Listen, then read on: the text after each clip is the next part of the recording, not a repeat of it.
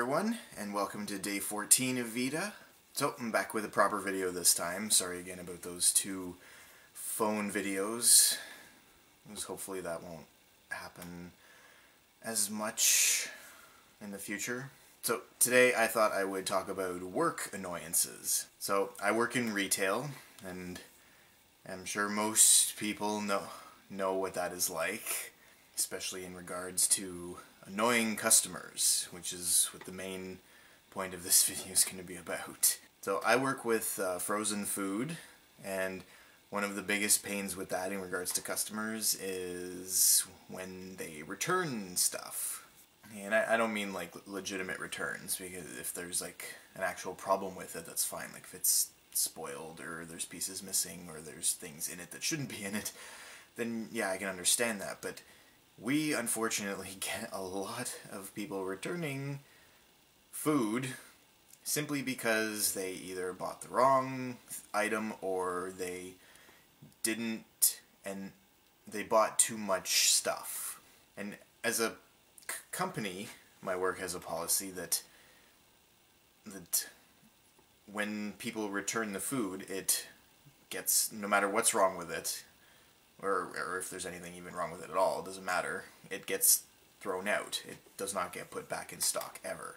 So when people bring back stuff to us, we lose out on that. And that's just how it is. But it amazes me as how many people actually don't understand that concept. Like, when they bring it in and they're returning it for the reason that, oh, we didn't use it, we bought the wrong thing, blah blah blah, they always seem surprised when we tell them, you know that we have to throw this out, and they're like, why can't you put it back in stock? And I think, well, would you want to buy food that somebody else took home and then returned? And then they suddenly clue in, but it's just like, amazes me.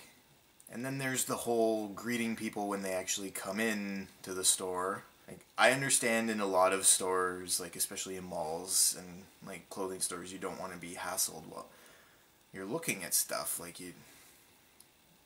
when I go into a store and then there's some person comes, hey, can I help you find something and all that, and I'm like, no, I'm just looking.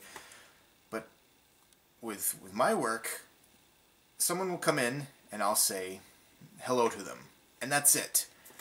And then so many times, I've lost count now, the person will not just not say hello back, but they'll say, I'm not ready yet, in a snippy, snarky tone, and it drives me insane. Like, when did I'm not ready yet become a response to hello? I didn't pounce on you, I didn't say, can I get you something, I didn't say anything but hello. Another thing in regarding to the food itself is when people will swear that they bought an item in our store that we don't sell. They actually bought it at a completely different place, but they swear that they bought it here. And we don't carry that, and we never have. But when I tell them that, they're like, well, don't you know your products? And like, I've been working here for almost 12 years. You come in once every who knows when. You don't know what we carry better than I do, but yet they think they do.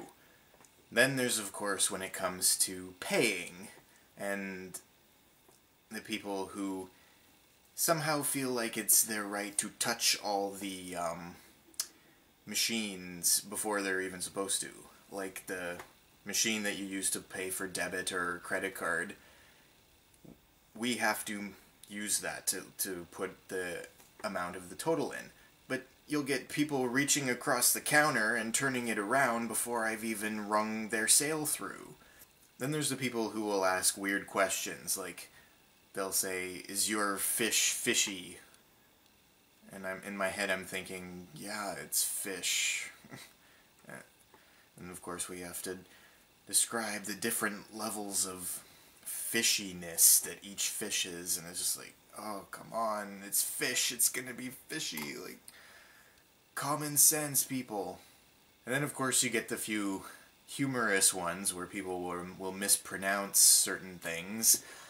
Like, I've had people ask me for filet mignon. I've had people ask me for lasagna. I had one person ask me for Parmesan sole, and they meant Parmesan. And then the worst one of them all, the one that is, like, seriously, I think every single person mispronounces this, and yet it's the simplest thing ever, Nanaimo bars. And not just, like, one mispronunciation, there's, like, 20 different ones. Like, I've been asked for Naomi bars, I've been asked for Nemo bars, I've been asked for Naomo bars, I've been asked for,